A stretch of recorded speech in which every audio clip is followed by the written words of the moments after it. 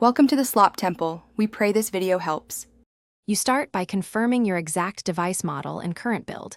This determines which older image you can safely install. Once done, back up everything, photos, messages, and app data, and make sure the backup can be restored.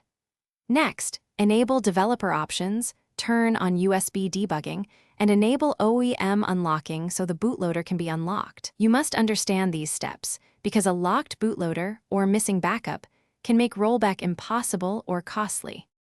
You now move the files to your PC and verify ADB and fastboot detect the device. Once recognized, unlock the bootloader using the fastboot command.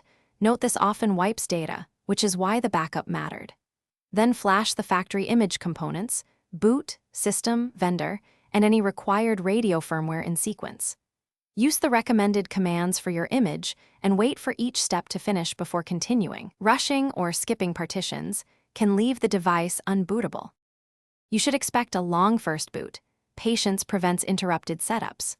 Once the device boots and is stable, restore your backup and reinstall apps. If everything works, consider relocking the bootloader for security, but only after confirming no issues. If the device fails to boot, reboot to bootloader and reflash the same factory image, or use the device recovery tool recommended for your model. That single troubleshooting tip, reflash the exact image, solves most rollback failures. Thanks for watching. Consider subscribing if we helped you.